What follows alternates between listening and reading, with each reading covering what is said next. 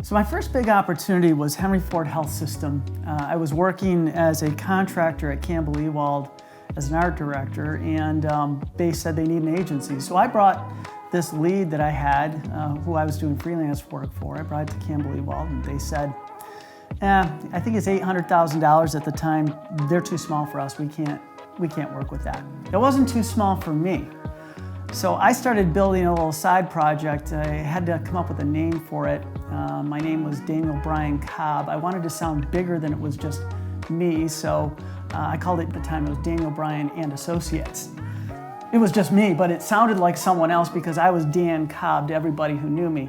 And we needed to sound big enough to go after the work, so I started gathering some older people. I was in my early 20s, so I started getting people in their 30s, which looked really old compared to me.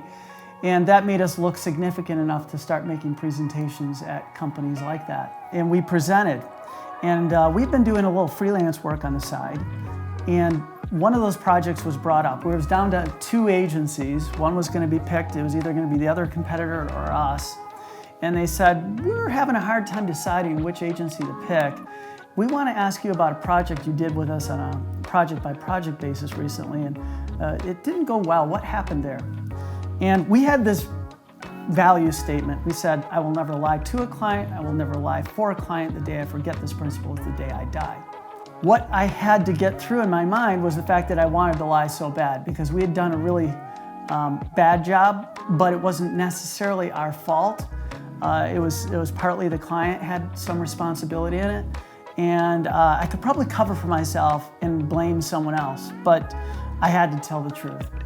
And my answer was, we were so busy getting ready for this pitch, we were so excited about this opportunity that we ended up kind of dropping the ball on that project, and we feel real bad about it. It was my bad. Just made a bad call and didn't give it the attention it needed. We walked out, and my partners and I, they were all punching me in the elevator on the way out, saying we've lost that pitch. There's no way it's going to happen. So when I got home, I got a call from the client.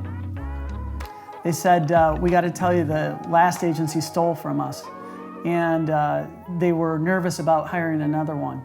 And so when I had given an answer of truth, one that was even self-damaging, they felt they would be able to trust this agency. And because of that answer, we were awarded the account. And in my early 20s, we'd won a piece of business that was over $2 million annually.